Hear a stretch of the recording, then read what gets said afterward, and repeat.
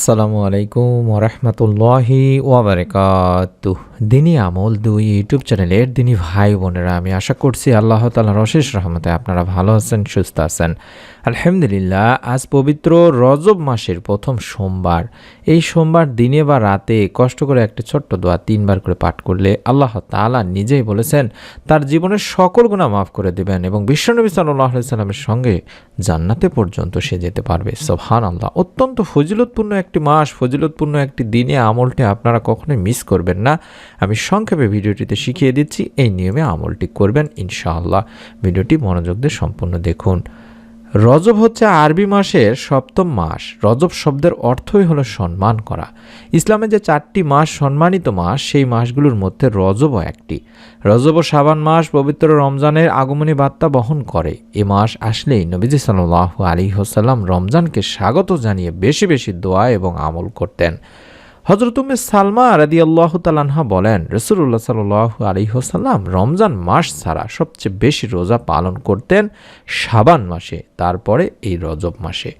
হযরত আয়েশা রাদিয়াল্লাহু তাআলা আনহাও বলেন, যখন রজব মাস আসতো রাসূল সাল্লাল্লাহু আলাইহি সাল্লামের আমলের আধিক্য দেখেই আমরা বুঝতে পারতাম যে এখন রজব মাস চলছে। কোনো কোনো বর্ণনায় এসেছে যে রজব মাসে রাসূল সাল্লাল্লাহু আলাইহি সাল্লাম 10টি পর্যন্ত রোজা রাখতেন, শাবান মাসে 20টি এবং রমজান মাসে 30টি রোজা রাখতেন।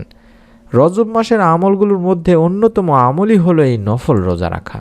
মাস জুড়ে নবীজি সাল্লাল্লাহু আলাইহি ওয়াসাল্লামের নিয়মিত আমলই ছিল সোমবার বৃহস্পতিবারের রোজা পালন করা। তাছাড়া মাসের 13, 14, 15 তারিখেও রোজা পালন করতেন, অর্থাৎ চন্দ্র মাসের, যেগুলোকে আইয়ামে বীজের রোজা বলা হয়।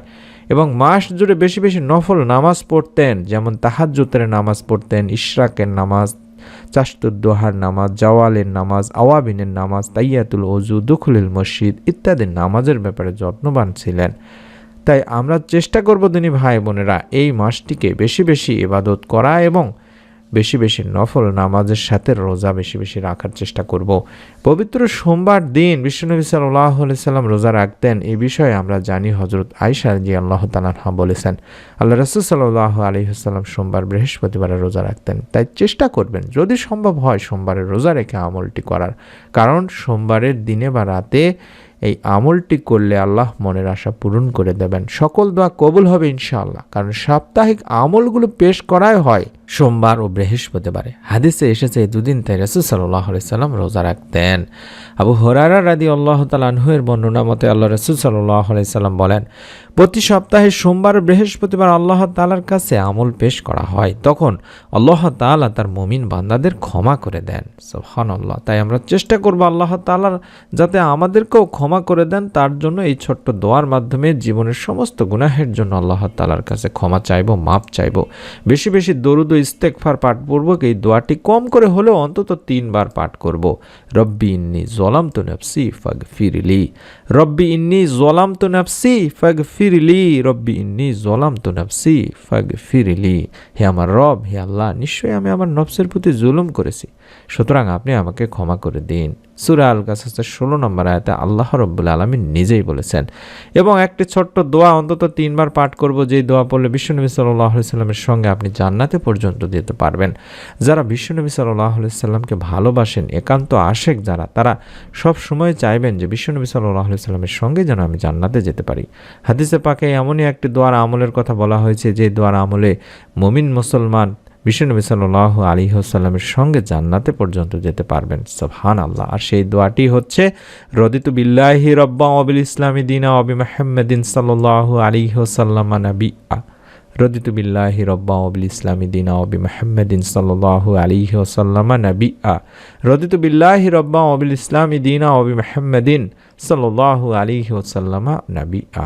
আমি আল্লাহর প্রতি সন্তুষ্ট আমার প্রতিপালক হিসেবে এবং ইসলামের প্রতি সন্তুষ্ট আমার দিন হিসাবে এবং মুহাম্মদ সাল্লাল্লাহু আলাইহি ওয়াসাল্লামের প্রতি সন্তুষ্ট আমার নবী হিসেবে। বিশ্বনবী সাল্লাল্লাহু আলাইহি সাল্লাম বলেন, আমি তার দায়িত্ব নিলাম, কিয়ামতের দিন আমি তাকে তার হাতে ধরে সঙ্গে করে জান্নাতে নিয়ে যাব। সুবহানাল্লাহ, সুবহানাল্লাহ। মুজাম্মি কাবির মুজামুস-সাবাহ।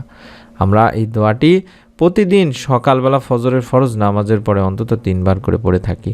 আজ সোমবারের দিনে বা রাতে অবশ্যই অন্তত 3 বার পাঠ করে আল্লাহ তাআলার কাছে জান্নাত চাইব বিশ্বনবী সাল্লাল্লাহু আলাইহি সাল্লামের সঙ্গে। আমি আমার দিনী ভাই বোনদেরকে অনুরোধ করব, আপনারা যারা আমলটি করবেন তা সবার আগে একটি নিয়ত করে ফেলুন, তারা ভিডিওটিতে একটি করে লাইক দিয়ে কমেন্ট করে আমিন অন্তত লেখার মাধ্যমে, অথবা দোয়া চান ভিডিওতে, আল্লাহ আমাকে মাফ করুন, ক্ষমা করুন, আমার গুনাহ মাফ করে কঠিন কিয়ামতের দিন মুসিবতের সময় বিশ্বনবী সাল্লাল্লাহু আলাইহি সাল্লামের সঙ্গে যেন জান্নাত নসিব করুন, এভাবে দোয়া করুন। ভিডিওটি শেয়ার করে দিন, কারণ ভিডিওটি শেয়ার করে দিলে আপনার ওসিলায় আরও কয়েকজন দিনী ভাই বোন ভিডিওটির আমল সম্পর্কে জানতে পারবেন, এবং অবশ্যই সব আপনার আমল নামায় লেখা হবে।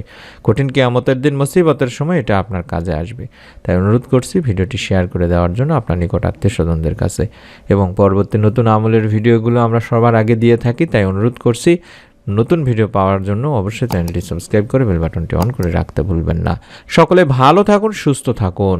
নতুন ভিডিও দেখার আমন্ত্রণ জানিয়ে আজকের মতো বিদায় নিচ্ছি। আসসালামু আলাইকুম ওয়া রাহমাতুল্লাহি ওয়া বারাকাতুহু।